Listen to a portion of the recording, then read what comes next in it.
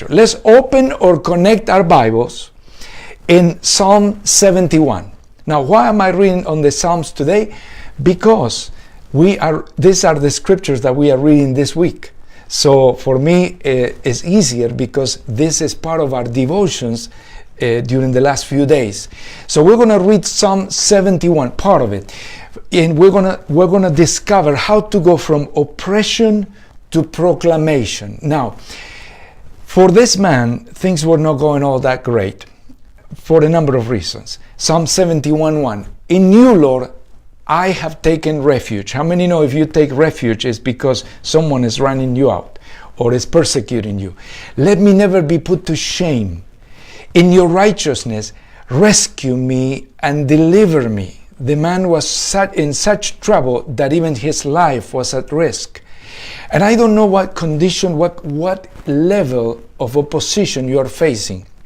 There are some people that they have to come to the Lord for their refuge because their lives, physically, it seems like they're collapsing. This week, we just came from Mexico City, and one of the most impressive things I've seen in that conference is a young man who has been exposed to multiple cancers. He has multiple cancers, and the Lord is beginning to heal him. He's 25% better in some areas, but his life has been so much at risk. And when he came to the church, and we recognize him, we have seen him before in Coatzacoalcos, Mexico. Now we see him in Mexico City, and we realize what he has gone through. But the man stands there in front of a large congregation, and instead of bringing complaints or feeling like a victim, he came to give a word of testimony. I tell you what, those who take refuge in the Lord will have a testimony. Your oppression, your persecution, brother and sister, is going to end up in a testimony, in a trophy of victory for Jesus Christ. So let's keep on going here. In your righteousness, rescue me, deliver me, save me. Notice, the man knew how to pray. The man explained, it's a combination of hope and faith, but also calling on the Lord almost in desperation. Verse 4, deliver me, O God, from the hand of the wicked. How many know there were wicked people in those days, and there are in these days? For you have been my hope, sovereign Lord, my confidence since my youth. We're talking about someone that knew the Lord for years and years, but now life was turning against that person. It happens many times. I have seen faithful, wonderful servants of the Lord, and suddenly it seems like all of life turns against them for no foreseeable reason.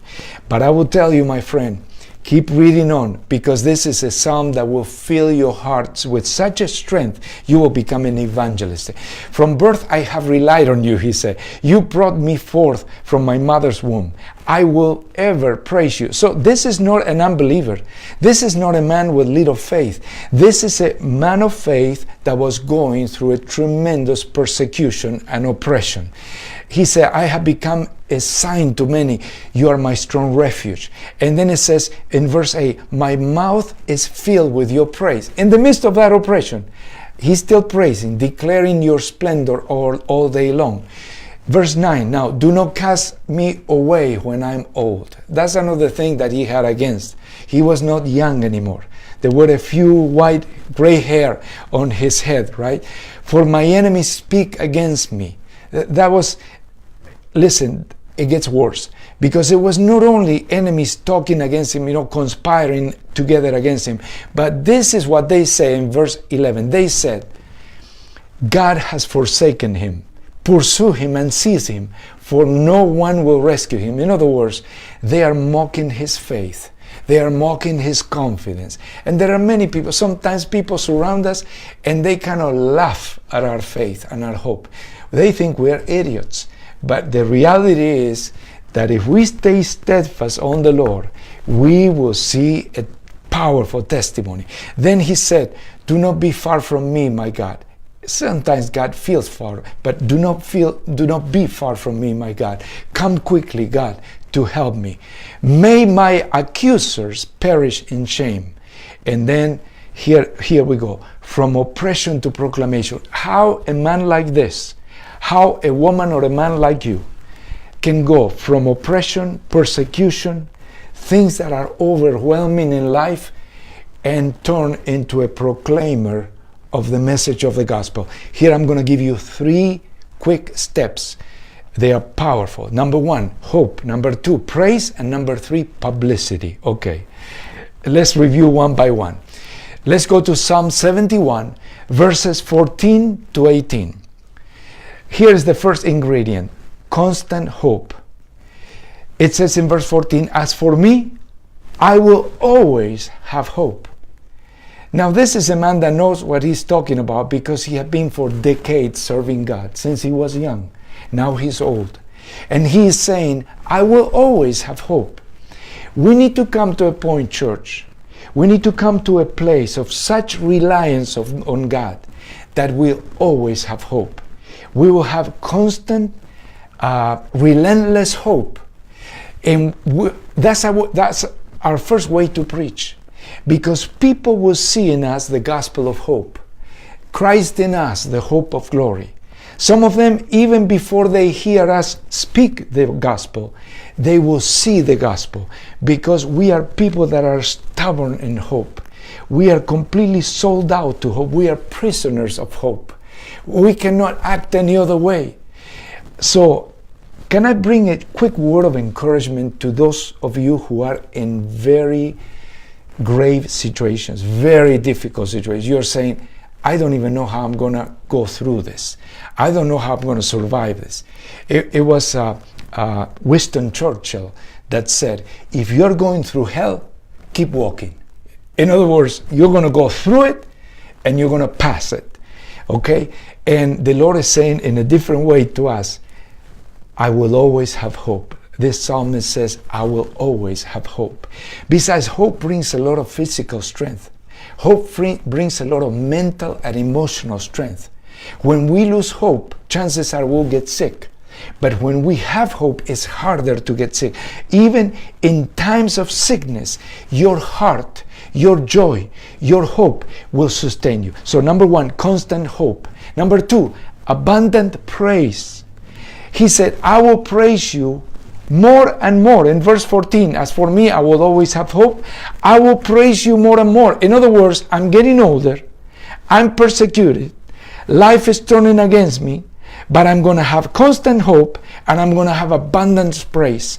I will praise you more and more. It is my prayer that after this communication with you today, you will become a person that says, God, every day I want to learn how to praise you more and how to praise you better. One of the sins I have committed in my youth is that I didn't like to praise that much. I wanted to ask things of God, and I have long lists in my devotions, things that I wanted to ask. Quickly I read the word and I say thanks very quickly, like let's get this over and let's go for the real deal, which is asking God. Now I have changed that, because I realized that for a season I've been like an idolater. My idols were my needs or the needs of someone else.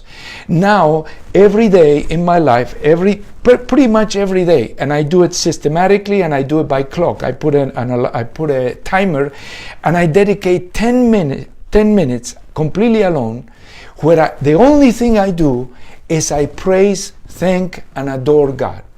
I don't do any, and my temptation is constant. I tell you, I feel like, oh Lord, excuse me, may I make a parenthesis and ask you for this? And then, no, I say, sometimes I have to stop the praise and I write down the request, someone else that asked for prayer or something. I write it down. I leave the list for later on in the day. But there are 10 holy, sacred minutes, where the only thing I do is I thank Lord. It doesn't matter how I'm hurting, and my wife and I are facing some struggles in life that are unbelievable. Like, I'm beginning to think it's a privilege that I'm going through so much oppression, so many attacks of the enemy, and I don't feel a victim. Matter of fact, I feel a little bit more connected with people that are ahead of us.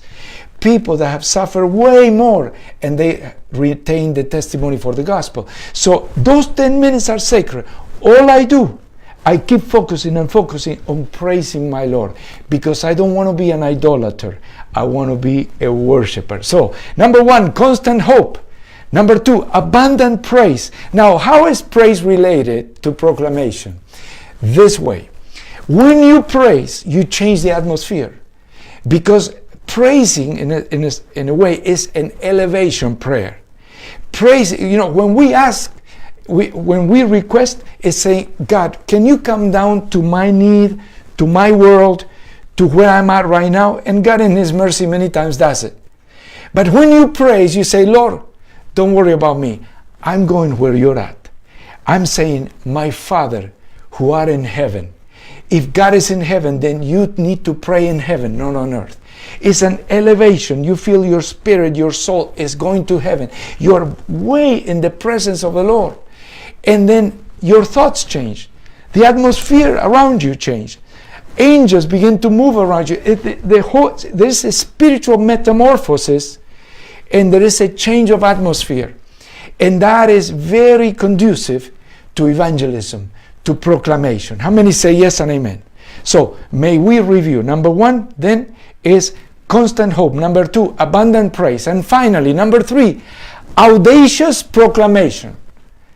Audacious proclamation. Bold, scary, powerful proclamation. In proclamation, we're going to read the scriptures now. We tell, we proclaim, we declare. All day long, we declare the righteous deed, the mighty acts, and the power of God. We declare this to this generation, to the next generation, and to all those who are to come. How do I know this?